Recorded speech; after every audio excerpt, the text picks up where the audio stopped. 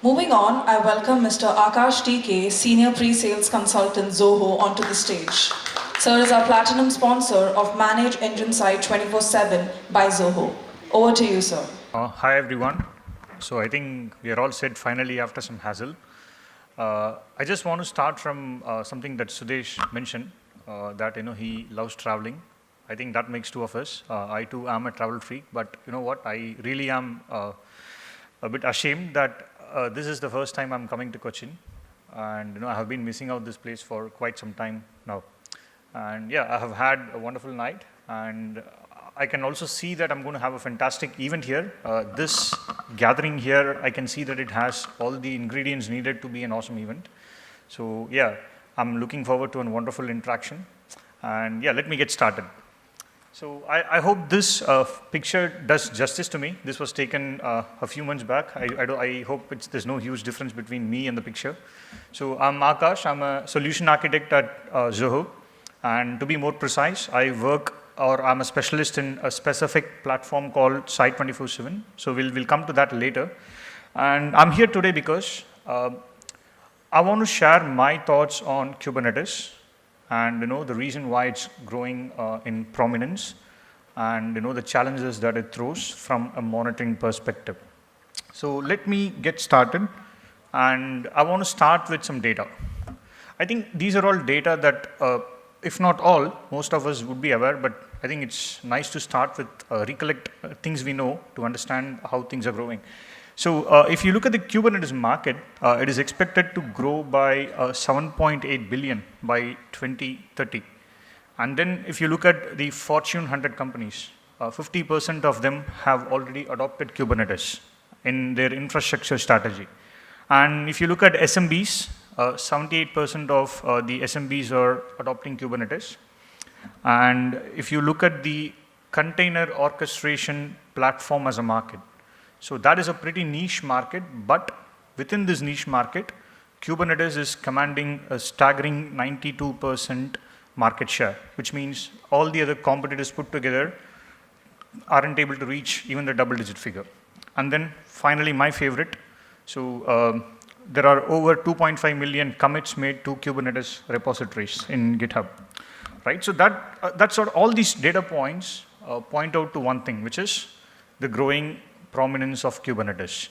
And I think it is safe to say containers and Kubernetes are the new norm, and they are going to stay for quite some time at least, right? But that naturally asks or brings a question in us.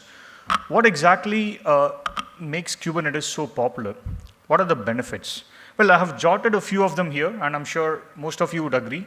So with Kubernetes, you get scalability. It makes life easy. It makes system portable. It makes it easy for you to roll updates. It gives you the flexibility of balancing loads, and it also has this wonderful concept of self-healing, right? So all sounds rosy. But are there any thorns? Unfortunately, yeah. So Kubernetes solves a lot of wonderful, or like a lot of crappy problems, but it creates some new ones. For example, the nature of Kubernetes components, that itself is a problem. So the ephemeral nature of Kubernetes makes it extremely hard for us to troubleshoot if something goes wrong. So generally how things work in Kubernetes is you create something, it gets deployed and it runs, and if there's a failure, it respawns. Which means if you're running a microservice in a pod and if it crashes and a new pod comes in, troubleshooting and finding out the root cause of the failure would be a challenge for you. And then you also have the risk of cascading failures. With microservices, you're essentially increasing the dependency, and you're having multiple layered communication that's happening, which means an issue with one microservice or one application will have a serious cascading effect on the overall application architecture. So this is probably a major challenge that in general containerized ecosystem throws at us. And finally, Kubernetes provides us with a lot of data.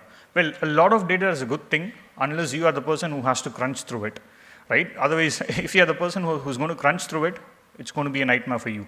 And most of this data also turn out to be noisy, owing to the ephemeral nature of the Kubernetes components. So these are all the challenges that Kubernetes introduces to the infrastructure.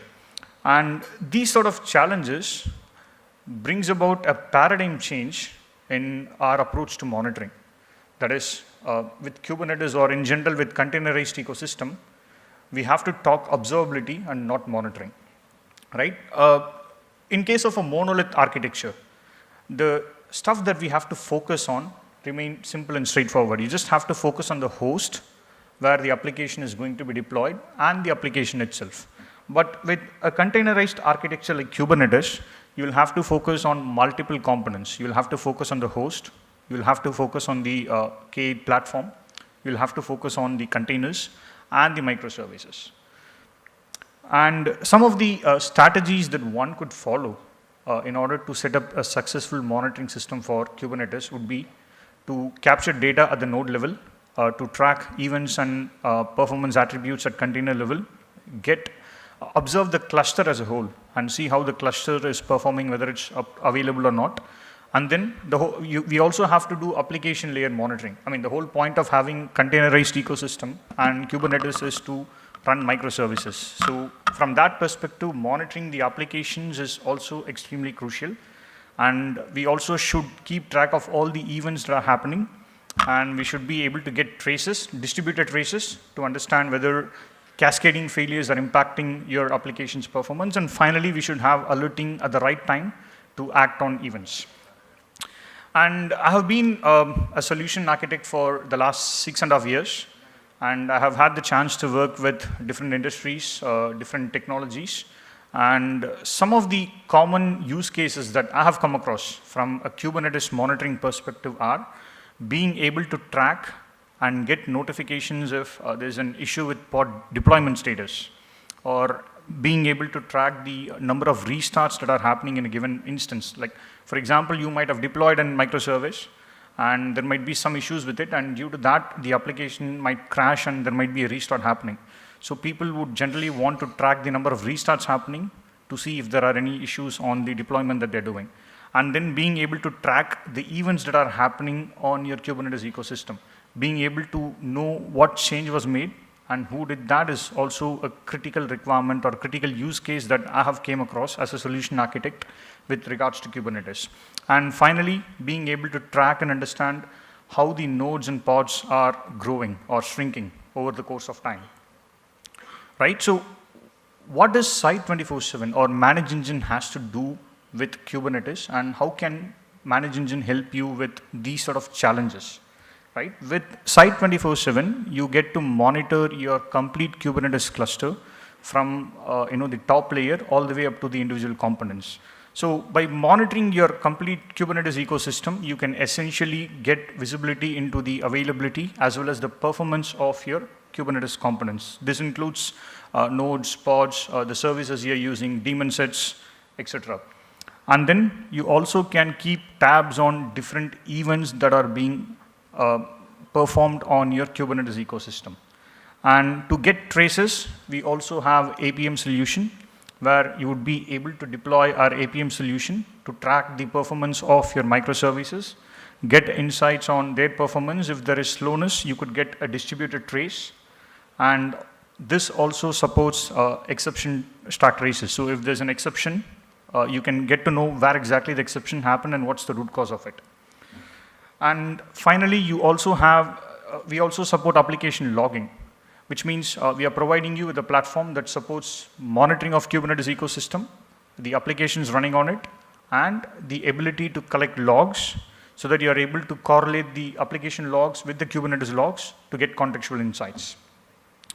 This is not all. So this is not going to define what Site 24/7 is, because Site 24/7 has a lot more to offer. So if you think about it, from an IT perspective, Kubernetes is a crucial part, but that's not the entire IT stack. So you would be having other components in your IT stack. So with Site 24/7, you could monitor the complete IT stack end-to-end for uptime, performance, and functionality.